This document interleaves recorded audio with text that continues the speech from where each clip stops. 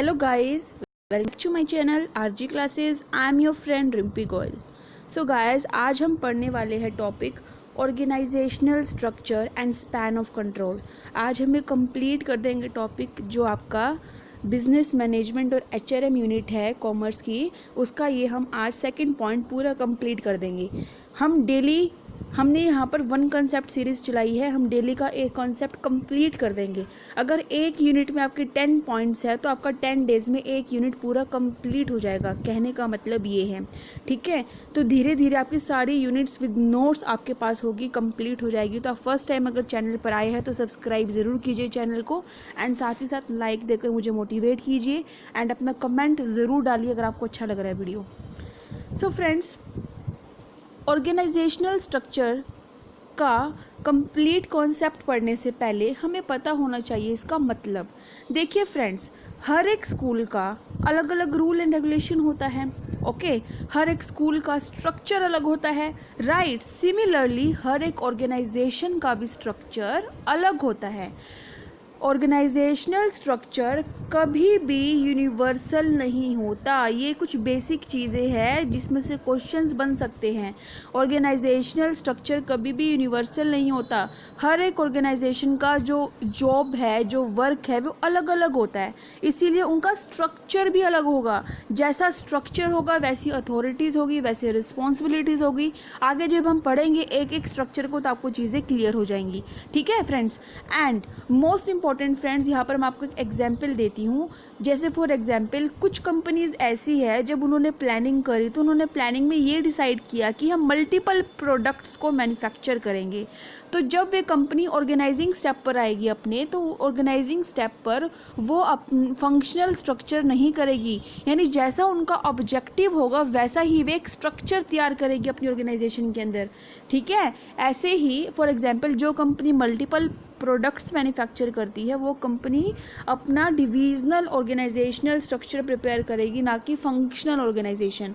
अब आप सोच रहे होंगे ये मैम क्या बोल गए, फंक्शनल डिविजनल. अभी जितना मैं आपको बता रही हूँ पॉइंट सिर्फ वो समझिए. अभी जब हम आगे स्लाइड पर मूव करेंगे ये सारी चीज़ें आपको मैं क्लियर कराऊंगी. What is functional organisational structure, what is divisional organisational structure. Okay, but ये वीडियो देखने से पहले आप फंक्शंस ऑफ मैनेजमेंट ज़रूर देखिएगा, बिकॉज ये वीडियो कहीं ना कहीं हमारा उस वीडियो पर डिपेंड करता है. ओके, ऑर्गेनाइजेशनल स्ट्रक्चर क्या है? Specific pattern of relationship which is created during organising process. जब कंपनी अपना ऑर्गेनाइजिंग का स्टेप कर रही होती है उस टाइम जब एक स्ट्रक्चर प्रिपेयर कर रही होती है कंपनी, तो उस टाइम जब स्ट्रक्चर प्रिपेयर करती है कंपनी तो बहुत सारे उन रिलेशनशिप का एक स्पेसिफिक पैटर्न क्रिएट हो जाता है. इन द सेंस, कौन सुपीरियर होगा, कौन सबॉर्डिनेट होगा, आपस में क्या रिलेशन होगा, सबॉर्डिनेट किसको रिपोर्ट करेंगे, अथॉरिटी किस फ्लो में जाएगी, कम्युनिकेशन किस फ्लो में होगा. एक तरह के बहुत सारे एक स्पेसिफिक पैटर्न रिलेशनशिप्स का क्रिएट हो जाता है. जो ऑर्गेनाइजेशनल स्ट्रक्चर है वो हमें एक्सप्लेन करती है कि क्या एक्सप्लेन करती है कि वे एक्सप्लेन करती है कि जो ऑर्गेनाइजेशन के अंदर टास्क होंगे, एक्टिविटीज़ होंगी, वे किस तरीके से होंगी. उसको कौन एक्सप्लेन करती है? ऑर्गेनाइजेशनल स्ट्रक्चर एक्सप्लेन करती है. Organisational structure explains the way various task within the organisation and are divided, supervised and coordinated. हमें ये वो तरीका समझाती है कि किस तरीके से टास्क को डिवाइड किया जाएगा, कौन उनको सुपरवाइज करेगा, कैसे कोऑर्डिनेशन सेट होगा. ये सारा हमें ऑर्गेनाइजेशनल स्ट्रक्चर एक्सप्लेन करता है. ऑर्गेनाइजेशनल स्ट्रक्चर डिटरमाइन करता है, ये भी फिक्स करता है, रिपोर्टिंग लाइंस को भी डिटरमाइन करता है. देखिए, अगर हमने पूरी ऑर्गेनाइजेशन को डिफरेंट डिपार्टमेंट्स में डिवाइड कर दिया, ठीक है, तो जब डिपार्टमेंटलाइजेशन करेंगे तो उस टाइम हर एक डिपार्टमेंट की जो रिपोर्टिंग लाइंस है वे क्या होगी, ये भी कौन डिटरमाइन करता है? ऑर्गेनाइजेशनल स्ट्रक्चर डिटरमाइन करता है. ठीक है, हर एक इंडिविजुअल के रोल को क्लैरिफाई करता है ऑर्गेनाइजेशन के अंदर.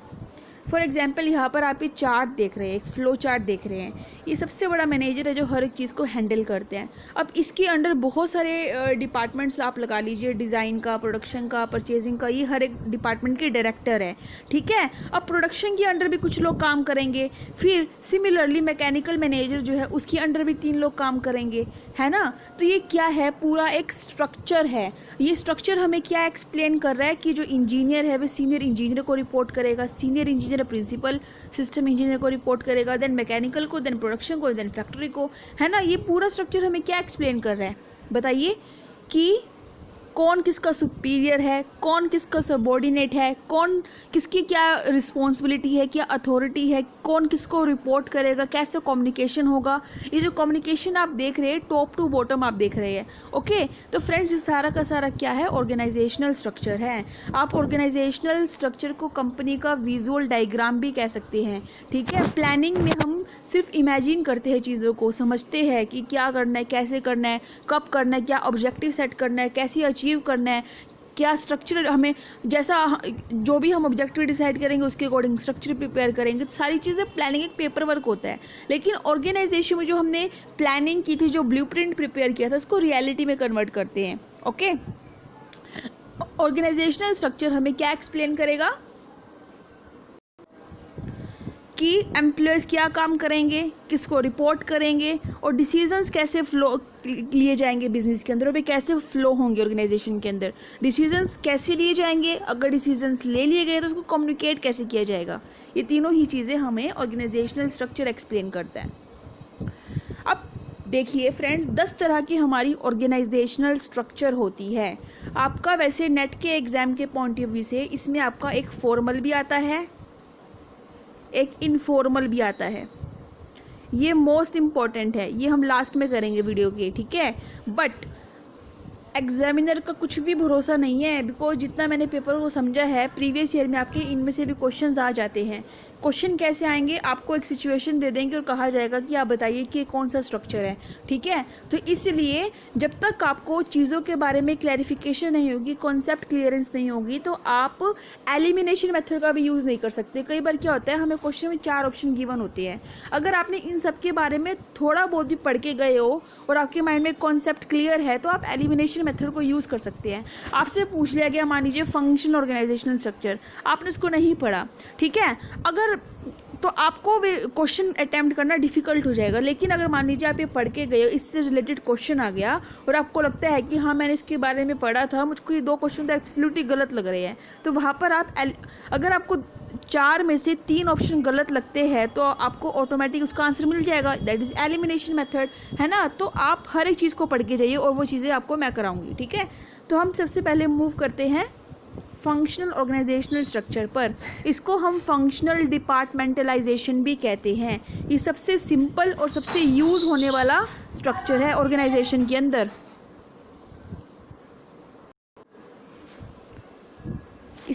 अब ये होता क्या है, देखिए फ्रेंड्स, जितने भी फंक्शंस सिमिलर नेचर के होते हैं उसको हम अलग अलग यूनिट्स में डिवाइड कर देंगे और उसी को ही हम क्या कहते हैं, डिपार्टमेंट्स कहते हैं, ठीक है।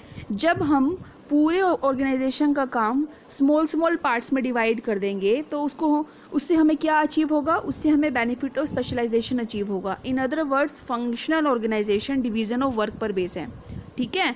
एंड अदर पॉइंट इज़, जब भी कंपनीज डिपार्टमेंट्स क्रिएट करती है फंक्शंस के बेसिस पर, ओके मैं क्या कह रही हूँ, फंक्शंस के बेसिस पर जब कंपनीज डिपार्टमेंट्स क्रिएट करती है, फॉर एग्जांपल कंपनी मैन्युफैक्चर कर रही है गारमेंट्स, ठीक है, कपड़ों का बिजनेस करती है, गारमेंट्स मैन्युफैक्चर कर रही है। तो जब ये कंपनीज गारमेंट्स मैन्युफैक्चर करेगी तो गारमेंट्स मैन्युफैक्चरिंग करने के लिए अलग अलग डिपार्टमेंट्स बनाए जाएंगे। प्रोडक्शन का काम प्रोडक्शन डिपार्टमेंट संभालेगा, ठीक है, मार्केटिंग का मार्केटिंग डिपार्टमेंट संभालेगा, फाइनेंस का फाइनेंस डिपार्टमेंट संभालेगा। यानी प्रोडक्शन में सारी प्रोडक्शन रिलेटेड एक्टिविटीज़ होगी, प्रोडक्शन रिलेटेड फंक्शंस होंगे, मार्केटिंग में मार्केटिंग रिलेटेड फंक्शंस होंगे। यानी जो सिमिलर नेचर के फंक्शंस है उसके लिए एक अलग से डिपार्टमेंट क्रिएट कर दिया, ओके। इसका मेन डिमेरिट क्या है कि ऑर्गेनाइजेशनल ऑब्जेक्टिव को समटाइम्स इग्नोर कर देता है। इसका मतलब फ्रेंड्स, यहाँ पर जो प्रिंसिपल था subordination of individual interest to general interest, यहाँ पर वो वायलेट हो जाता है। मैं फ्रेंड्स आपको चीज़ें डीप में करा रही हूँ, आप हर एक पॉइंट के मतलब समझिए। जो आपने प्रिंसिपल्स किए थे, आप हर एक चीज़ को प्रिंसिपल्स के अकॉर्डिंग समझिए, ठीक है, तो आपको जल्दी समझ में आएगा। अब यहाँ पर क्या कह रहे हैं कि ऑर्गेनाइजेशनल ऑब्जेक्टिव को इग्नोर कर देते हैं। कैसे? लॉजिक है इसके पीछे। हर एक डिपार्टमेंट ये सोचेगा कि मैं अच्छा काम करूँ, मेरे डिपार्टमेंट की तारीफ हो, ठीक है। हर कोई अपनी अपनी तरफ से अपना अपना करने की सोचेगा, यानी वो ऑर्गेनाइजेशन को तो भूल गए, सिर्फ अपने बारे में सोच रहे हैं, है ना। तो यहाँ पे जो इंडिविजुअल इंटरेस्ट है उसको प्रायोरिटी दे रहे हैं as compare to organisational objective. तो यहाँ से क्या हो गया फ्रेंड्स? वायलेट हो गया प्रिंसिपल, तो वायलेट हो गया प्रिंसिपल, है ना। अब नेक्स्ट, अब ये जो फंक्शनल ऑर्गेनाइजेशनल स्ट्रक्चर या फंक्शनल डिपार्टमेंटलाइजेशन है, कौन कौन सी ऑर्गेनाइजेशन यूज़ कर सकती है, कौन कौन सी कंपनीज यूज़ कर सकती हैं।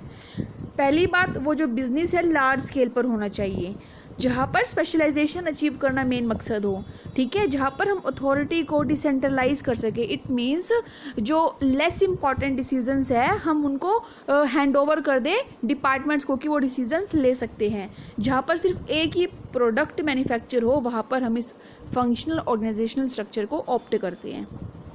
अब आप इसको डायग्राम से समझिए। ये सीईओ है, चीफ एग्जीक्यूटिव ऑफिसर, ठीक है। मार्केटिंग डिपार्टमेंट बना दिया, सेल्स डिपार्टमेंट बना दिया, सर्विस डिपार्टमेंट बना दिया। मैन्युफैक्चरिंग हो रही है गारमेंट्स की,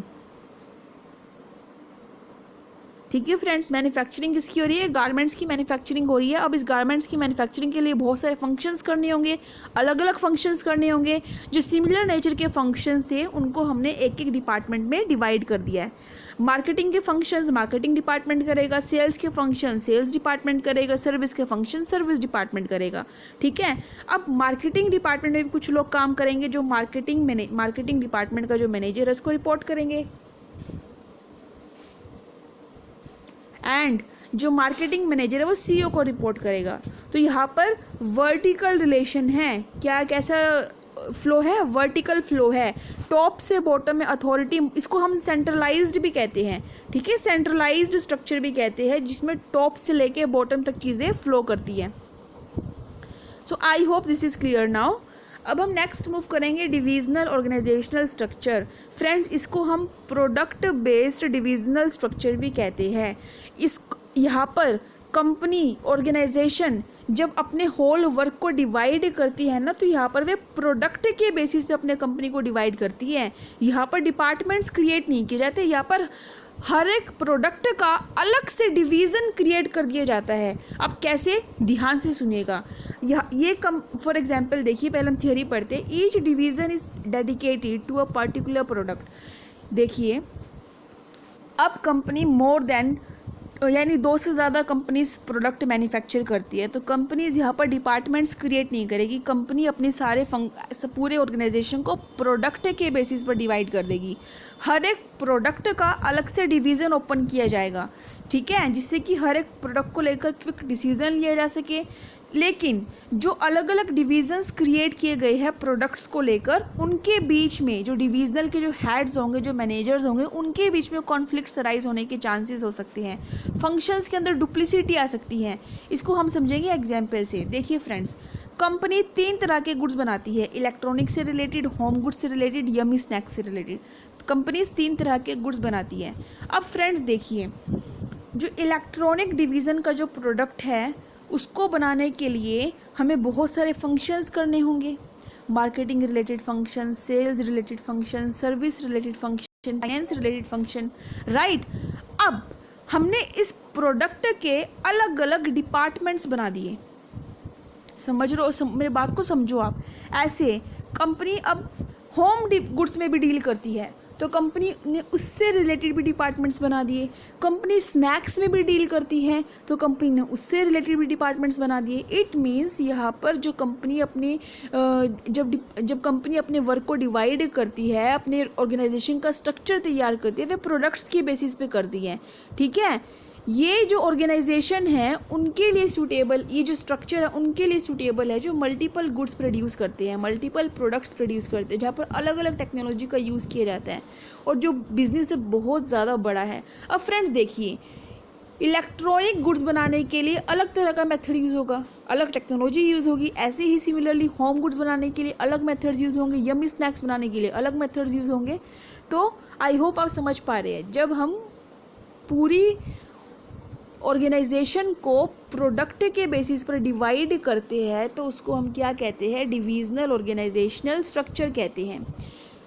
नेक्स्ट हम बात करेंगे मार्केट बेस्ड। नाम से ही समझिए, जब कंपनी अपनी ऑर्गेनाइजेशन को मार्केट के अकॉर्डिंग डिवाइड कर देती है, ठीक है। अब आप इसको एग्जांपल से समझिए, कंपनी ने अपनी ऑर्गेनाइजेशन को डिवाइड कर दिया 3 बेसिस पर, commercial division, residential division and government division, ठीक है। यानी ये स्ट्रक्चर उन ऑर्गेनाइजेशन के लिए सूटेबल है जो प्रोडक्ट जो वे बनाती है एक स्पेसिफिक मार्केट सेगमेंट के लिए बनाती है। मार्केट सेगमेंट समझते हो क्या होता है? जब कस्टमर्स स्कैटर होते हैं, ठीक है, जब कस्टमर्स बहुत ज़्यादा स्कैटर होते हैं तो मार्केट सेगमेंट बना लिए जाते हैं कि हम एक ऐसा एरिया जहाँ पर हमें सिमिलर टेस्ट के कस्टमर्स मिलेंगे, ठीक है। फॉर एग्जांपल कंपनी बनाती है बच्चों के लिए प्रोडक्ट्स, तो कंपनी का जो फोकस होगा सिर्फ बच्चों पर ही होगा, ठीक है। तो कंपनी उसी एरिया को टारगेट करेगी जहाँ पर उनको वे कस्टमर्स मिलेंगे, राइट। तो कंपनी यहाँ पर मार्केट के बेसिस पे अपने आप को डिवाइड कर लेती है। ऐसे ही जियोग्राफिकल डिवीज़न स्ट्रक्चर, ये जियोग्राफी पर बेस होता है, जिसमें टेरिटरीज, रीजन्स और डिस्ट्रिक्ट्स आते हैं। जैसे एक ब्रांच अमेरिका में खोली, एक हमने यूएसए में खोली, एक हमने एशिया में एक हमने ऑस्ट्रेलिया में खोली, ठीक है। इस तरीके से हम रीजन वाइज हम अपने ऑर्गेनाइजेशन को डिवाइड करते हैं। एक होता है प्रोसेस बेस्ड स्ट्रक्चर। फ्रेंड्स, इसमें देखिए आप, इसमें जब कंपनीज अपना स्ट्रक्चर प्रिपेयर करती है तो वे प्रोसेस के बेस पे करती है। जब तक R&D, रिसर्च एंड डेवलपमेंट अपना काम नहीं करेगा तब तक हमारा ये सेकंड स्टेप हो ही नहीं सकता। यानी फॉर एग्जांपल पहला प्रोसेस होता है रॉ मटेरियल, राइट। फिर वो चीज़ वर्क इन प्रोग्रेस में आती है, देन वो चीज़ फिनिश गुड्स में कन्वर्ट होती है। यानी एक पूरा प्रोसेस है, एक भी अगर ये चीज़ नहीं है तो ये चीज़ हो ही नहीं सकती। इसी तरीके से कंपनीज क्या करती है, अपना एक स्ट्रक्चर प्रिपेयर करती है प्रोसेस के बेसिस पर। पहला प्रोसेस इंपॉर्टेंट है, ये पहला प्रोसेस में कुछ लोग मिलकर काम करेंगे, फिर सेकंड प्रोसेस में चीज़ें मूव करेंगी, देन फिर थर्ड प्रोसेस में चीज़ें मूव करेंगी। तो ये हमारा होता है प्रोसेस बेस्ड स्ट्रक्चर। ये इतना इंपॉर्टेंट नहीं है, बस आपको कॉन्सेप्ट अगर आपने वो चीज़ें पढ़ ली ना तो आपको फिर पेपर में क्वेश्चन करते हुए दिक्कत नहीं आएगी। मैट्रिक्स स्ट्रक्चर सबसे कॉम्प्लिकेटेड स्ट्रक्चर होता है। यहाँ पर एम्प्लॉयज़ को डुअल रिपोर्ट करना होता है, यानी यहाँ पर एम्प्लॉयज़ के ऊपर मोर देन 2 बॉसेस होते हैं जिन्होंने रिपोर्ट करना होता है, ठीक है। मैट्रिक्स जो स्ट्रक्चर है ये 2 से ज़्यादा ऑर्गेनाइजेशनल स्ट्रक्चर का कॉम्बिनेशन है। फॉर एग्जाम्पल फंक्शनल का भी यूज़ किया गया है एंड प्रोडक्ट के बेसिस पर भी ऑर्गेनाइजेशन को डिवाइड किया गया है। जो फिलिप्स कंपनी है, कैटरपिलर है, टेक्सास इंस्ट्रूमेंट है, ये मैट्रिक्स स्ट्रक्चर का यूज़ करते हैं। फॉर एग्जाम्पल फ्रेंड्स, जो इंजीनियर्स हैं उनका अपना अलग अलग, कोई मैकेनिकल इंजीनियर है, कोई कंप्यूटर इंजीनियर है, सभी अपने अपने डिपार्टमेंट में काम कर रहे हैं, लेकिन उनको अलग अलग प्रोजेक्ट्स दिए गए हैं। ध्यान से सुनिएगा एग्जाम्पल मेरा, उनको अलग अलग प्रोजेक्ट्स दिए गए हैं। तो जो प्रोजेक्ट, जिसने भी उनको वे प्रोजेक्ट दिया है, उनको उस प्रोजेक्ट मैनेजर को भी रिपोर्ट करना होगा, प्लस अपने डिपार्टमेंट के भी मैनेजर को रिपोर्ट करना होगा। तो यहाँ पर डुअल रिपोर्टिंग रिलेशनशिप्स होते हैं, ठीक है। यहाँ पर आप डायग्राम देखिए, मार्केटिंग, सेल्स, सर्विस डिपार्टमेंट है। जो आप ये सॉलिड लाइन देख रहे हैं, इसका मतलब जो ये वर्कर, जो एम्प्लॉयज़ काम कर रहे हैं, अपने अपने मैनेजर को रिपोर्ट करेंगे। अब इनको कुछ प्रोजेक्ट्स भी गिवन है, ठीक है। फॉर एग्जांपल कोई इलेक्ट्रॉनिक डिवीज़न में काम कर रहा है, कोई होम गुड्स डिवीज़न में, एंड कोई यम्मी स्नैक डिवीज़न में काम कर रहा है, तो इन्हें भी रिपोर्ट करना ज़रूरी है। तो यहाँ पर मैनेजर को दो मैनेजर्स को रिपोर्ट करना ज़रूरी होता है, डुअल रिपोर्टिंग रिलेशन होता है। देन आता है लाइन ऑर्गेनाइजेशनल स्ट्रक्चर। देखिए फ्रेंड्स, ये सिंपलेस्ट टाइप ऑर्गेनाइजेशनल स्ट्रक्चर की, इसमें अथॉरिटी टॉप से बॉटम फ्लो करती है, ठीक है। हर एक डिपार्टमेंट, जितने भी डिपार्टमेंट्स होते हैं, हर एक डिपार्टमेंट का वे इंडिपेंडेंट डिसीजंस ले सकते हैं, ठीक है। सो ये most important line organisational structure. इसमें आप एग्जाम्पल से समझिए, एक प्रोडक्शन डिपार्टमेंट है, एक मार्केटिंग डिपार्टमेंट है, दोनों के अपने अपने मैनेजर हैं, ठीक है। अब यहाँ पर बात क्या आती है फ्रेंड्स, जो ये डिपार्टमेंट्स है ये अपने, यानी ये इंडिपेंडेंटली डिसीजंस ले सकते हैं, ठीक है। नेक्स्ट हम बात करेंगे हायरार्कियल स्ट्रक्चर के बारे में। हायरार्कियल स्ट्रक्चर फ्रेंड्स क्या होता है, इसमें एम्प्लॉयज़ के ग्रुप्स बना दिए जाते हैं और उन हर एक ग्रुप का एक सुपरवाइज़र होता है जो उन्हें सुपरवाइज करता है। जब ये ग्रुपिंग की जाती है एम्प्लॉयज़ की, 3 फैक्टर्स को ध्यान में रखकर की जाती है, फंक्शन के बेसिस पर, जियोग्राफी के बेसिस पर एंड प्रोडक्ट के बेसिस पर। फंक्शंस, जो सिमिलर नेचर के फंक्शंस परफॉर्म करेंगे एम्प्लॉय, उनका एक अलग से ग्रुप बना देंगे। जो सेम एरिया से बिलोंग करेंगे उनका एक अलग ग्रुप बना देंगे। जो सेम प्रोडक्ट से डील करेंगे उनका एक अलग ग्रुप बना देंगे और उनके लिए अलग से एक सुपरवाइज़र रख देंगे। मेनली जो कॉरपोरेशंस होते हैं, गवर्नमेंट्स होते हैं, ये इस हायरार्किकल ऑर्गेनाइजेशन का यूज़ करते हैं। नेक्स्ट आता है हॉरिजेंटल फ्लैट स्ट्रक्चर। ये जनरली स्मॉल कंपनीज यूज़ करती हैं। कौन सी कंपनीज यूज़ करती है? स्मॉल कंपनीज यूज़ करती है। इसको हम डिसेंट्रलाइज स्ट्रक्चर भी बोलते हैं, जहाँ पर डिसीजंस अलग अलग लेवल्स पर लिए जाते हैं। ज़रूरी नहीं है कि सिर्फ टॉप मैनेजर डिसीजंस लेंगे, जो लोअर लेवल पर काम करते हैं वो भी डिसीजंस ले सकते हैं। ठीक है, ये मेनली स्मॉल कंपनीज अडॉप्ट करती है जिसने अभी अभी अपना बिजनेस स्टार्टअप किया है। सबसे इंपॉर्टेंट थिंग इस स्ट्रक्चर की ये है कि इसमें मिडिल मैनेजमेंट को एलिमिनेट कर दिया जाता है। मिडिल मैनेजमेंट इसमें नहीं होती। ये एम्प्लॉयज़ को क्विक डिसीजंस लेने में हेल्प करती है, इंडिपेंडेंटली डिसीजंस ले सकते हैं। लेकिन इसका मतलब ये नहीं है कि इन एम्प्लॉयज़ के सुपीरियर्स नहीं है, इनको रिपोर्ट नहीं करना होता, इनको भी रिपोर्ट करना होता है, इनके भी सुपीरियर्स होते हैं। ठीक है, यहाँ पर जो डिसीजन मेकिंग पावर है वो शेयर्ड होती है, तभी तो हमने कहा है डिसेंट्रलाइज स्ट्रक्चर है। ठीक है, अब हम बात करेंगे फॉर्मल ऑर्गेनाइज। ये वाला आपका कॉन्सेप्ट बहुत ज़्यादा इंपॉर्टेंट है आपके नेट के एग्जाम के पॉइंट ऑफ व्यू से। इसको हमें बहुत डिटेल में पढ़ना है। फ्रेंड देखिए, कंपनीज में रिलेशनशिप 2 तरह की होते हैं, डेफिनेट एंड इनडेफिनेट। ओके, कौन से रिलेशनशिप? डेफिनेट, जो बिल्कुल क्लियर कट होते हैं, एकदम वेल एस्टेब्लिश्ड होते हैं। एक होते हैं इनडेफिनेट रिलेशनशिप। जो डेफिनेट रिलेशनशिप होते हैं वो हमारी होती है फॉर्मल ऑर्गेनाइजेशन।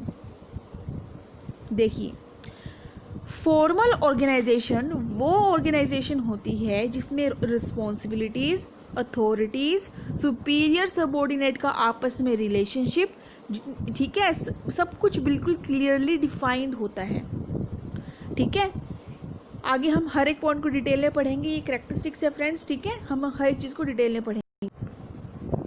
देखिए, it has defined inter relationship. It means हर एक को सुपीरियर है, सबॉर्डिनेट है, सभी को पता है कि उनकी क्या अथॉरिटीज़ होंगी, क्या रिस्पॉन्सिबिलिटीज़ होगी, किसे रिपोर्ट करना, सब कुछ क्लियरली फिक्स्ड होता है।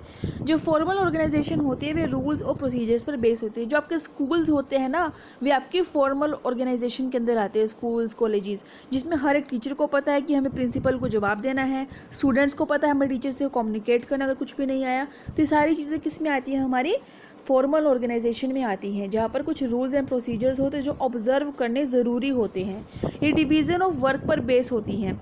देखिए फ्रेंड्स, फॉर्मल ऑर्गेनाइजेशन किस पर बेस है? डिवीज़न ऑफ वर्क पर बेस है। इसमें अलग अलग डिपार्टमेंट्स होते हैं। आपने जिससे पढ़ा था फंक्शनल ऑर्गेनाइजेशनल स्ट्रक्चर, जिसमें अलग अलग डिपार्टमेंट्स है। हर एक डिपार्टमेंट्स एक दूसरे से कहीं ना कहीं कनेक्ट होता है। अगर प्रोडक्शन डिपार्टमेंट अपना काम नहीं करेगा तो फाइनेंस, जो मार्केटिंग डिपार्टमेंट या सेल्स डिपार्टमेंट है, अपना काम कर ही नहीं सकता, है ना। सारी एक्टिविटी किस पर बेस है? प्रोडक्शन डिपार्टमेंट पर बेस है। तो ये पूरी की पूरी जो ऑर्गेनाइजेशन होती है ये हमारी डिवीज़न ऑफ वर्क पर बेस होती है। ये डेलिबरेटली, मतलब इंटेंशनली, जानबूझकर क्रिएट की गई होती हैं, जिससे कि जो स्पेसिफाइड ऑब्जेक्टिव है ऑर्गेनाइजेशन का उसको अचीव किया जा सके। It is impersonal. इसमें एम्प्लॉयज़ की या वर्कर्स की पर्सनल फीलिंग्स को इग्नोर किया जाता है। इसमें स्ट्रिक्ट डिसिप्लिन को ऑब्जर्व किया जाता है। यहाँ पर जो पर्सन काम कर रहे हैं वो काम करना इम्पॉर्टेंट होता है। ठीक है, ये काफ़ी ज़्यादा स्टेबल है। इसका मतलब जो थोड़े बहुत इंडिविजुअल्स के या वर्कर्स या एम्प्लॉयज़ के थोड़े बहुत जो चेंजेस आते हैं विशेज़ में, उसको इग्नोर करते, उसको इतना महत्व नहीं देते। यहाँ पर ज़्यादा फोकस काम पर दिया जाता है कि हमें हमारी ऑर्गेनाइजेशन का ऑब्जेक्टिव चाहिए। तो ये काफ़ी ज़्यादा स्टेबल है। ठीक है, इसके कुछ एडवांटेजेस भी है। अब हर एक को पता है फ्रेंड्स कि उसकी क्या अथॉरिटीज़ होंगी, क्या रिस्पॉन्सिबिलिटीज़ होंगी, किसके लिए भी अकाउंटेबल है। तो हम यहाँ पर हर एक पर्सन की जो अकाउंटेबिलिटी उसको फिक्स कर सकते हैं। ठीक है, जो इनएफिशिएंट एम्प्लॉयज़ होंगे उसको हम हटा सकते हैं, बिकॉज हमें पता है कि ये काम ठीक से नहीं कर रहे, वे उस चीज़ के लिए अकाउंटेबल ऑटोमेटिक हो जाएंगे। No overlapping of works. देखिए फ्रेंड्स, फॉर्मल ऑर्गेनाइजेशन के अंदर हर एक चीज़ ऑर्डर में चलती है। इसलिए कोई पॉसिबिलिटी ही नहीं है कि कोई काम रह जाए या कोई काम डुप्लीकेसी में हो जाए। यूनिटी ऑफ कमांड पॉसिबल, सीधी सी बात है।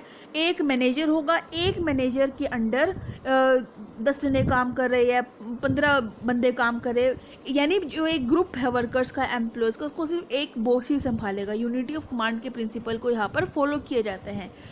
फॉर्मल ऑर्गेनाइजेशन बनाई ही इसलिए जाती है कि गोल्स को अचीव किया जा सके। Stability in organisation, it mean जितने भी पीपल काम करते हैं ऑर्गेनाइजेशन के अंदर, वे सारे रूल्स को ऑब्जर्व करते हैं और अपनी अथॉरिटी में रहकर काम करते हैं। ठीक है, अगर ऐसा करेंगे वे तो इससे अच्छा रिलेशन होगा आपस में सभी के साथ और ऑर्गेनाइजेशन भी स्टेबल रहेगी।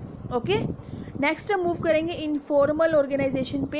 एंड फ्रेंड्स, मोस्ट इंपॉर्टेंट, जो फॉर्मल ऑर्गेनाइजेशन है वो स्केलर चेन के प्रिंसिपल को फॉलो करती है, जिससे कई बार डिसीजंस लेने में डिले हो सकता है। जो काम बिल्कुल टाइम पर चाहिए था उसकी वहाँ पर भी डिले आ सकता है। तो ये बहुत इंपॉर्टेंट पॉइंट था फॉर्मल ऑर्गेनाइजेशन को लेकर। अब बात आती है informal organisation.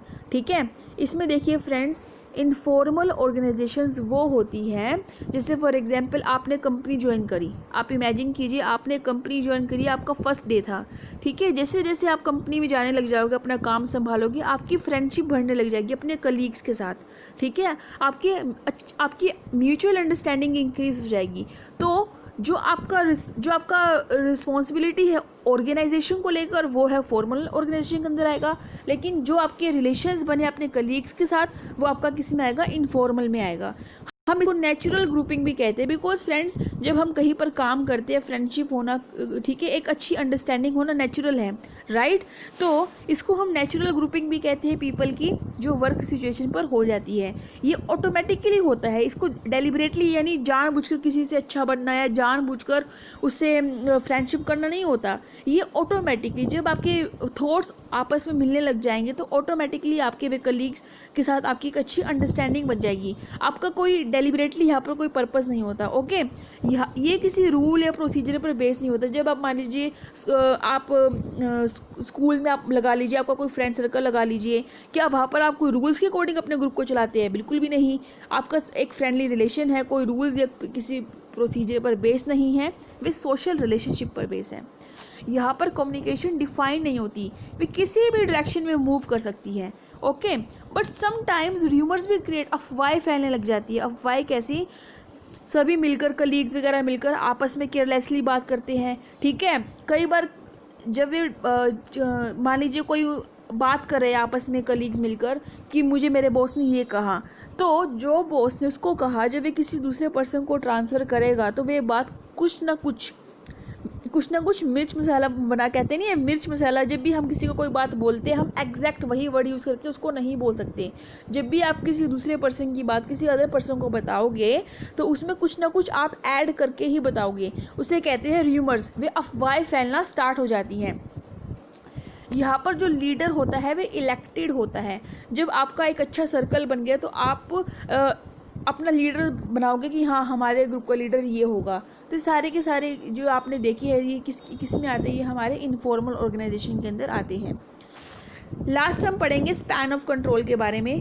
Friends, span of control का मतलब होता है कि एक मैनेजर कितने नंबर ऑफ सबऑर्डिनेट्स को संभाल रहा है। फॉर एग्जाम्पल, एक मैनेजर है, वे अपने अंडर 5 बंदों को संभाल रहा है। ठीक है, यानी उसके अंडर 5 एम्प्लॉयज़ काम कर रहे हैं। तो ये क्या है? स्पैन ऑफ कंट्रोल कहते हैं इसको हम, कि एक मैनेजर के अंडर कितने सबऑर्डिनेट्स को वो कंट्रोल कर रहा है। स्पैन ऑफ कंट्रोल डिटरमाइन करता है कि मैनेजर कितने एम्प्लॉयज़ के साथ इंटरेक्ट करेगा। ठीक है, एम्प्लॉयज़ की क्या रिस्पॉन्सिबिलिटीज़ है, मैनेजर की क्या रिस्पॉन्सिबिलिटीज़ है, इसको कौन डिटरमाइन करता है? स्पैन ऑफ कंट्रोल डिटरमाइन करता है। देखिए, the number of people who report to one manager in a hierarchy. जैसे एक मैनेजर 5 बंदों को संभाल रहा है तो वे 5 बंदे मिलकर किसको रिपोर्ट करेंगे? उस मैनेजर को रिपोर्ट करेंगे। जितने ज़्यादा लोग एक मैनेजर के कंट्रोल के अंडर होंगे उतना बड़ा स्पैन ऑफ कंट्रोल होगा। पहले 5 थे, अब मान लीजिए एक मैनेजर 10 बंदों को संभाल रहा है तो स्पैन ऑफ कंट्रोल क्या हो गया? वाइड हो गया। ऐसे अगर कम बंदे होंगे तो वे लेस हो जाएगा स्पैन ऑफ कंट्रोल। ठीक है, जैसे मार्केटिंग मैनेजर है, इस मार्केटिंग मैनेजर के अंदर ये 4 बंदों को संभाल रहा है, तो इसका मतलब इसका जो स्पैन ऑफ कंट्रोल है वो कितना है? 4 मैनेजर्स को, 4 एम्प्लॉयज़ को वो हैंडल कर रहा है। A poor organization could run a good product into the ground, and that a good organization which has comparatively poor product could run a good product out of the market. It means अगर एक organisation बिल्कुल poor है, ठीक से चीज़ों को manage नहीं कर रही, वे अच्छे प्रोडक्ट को भी बिल्कुल फेल कर सकती है, उस अच्छे प्रोडक्ट की भी वे सेलिंग नहीं कर सकती। लेकिन वही एक अच्छी ऑर्गेनाइजेशन है जहाँ पर हर चीज़ अच्छे से मैनेज है, सब कुछ चीज़ें सही चल रही है, तो वहाँ पर जो पुअर हमारा प्रोडक्ट होगा ना, वो भी बहुत अच्छे से मार्केट में सेल होगा। ये किसने कही बात? ये केनेथ सी टोव ने कही। ओके फ्रेंड्स, सो फ्रेंड्स आज के लिए सिर्फ इतना ही। अगर आपको आज का ये वीडियो अच्छा लगा, समझ में आया, तो आप मुझे लाइक ज़रूर दीजिए। अगर इस पूरी वीडियो में कोई डाउट आता है आपको, या कुछ पूछना है, कोई एग्जाम्पल पूछना है, कुछ भी पूछना है, आप मुझसे कमेंट में ज़रूर पूछिए। So take care, thank you and bye bye.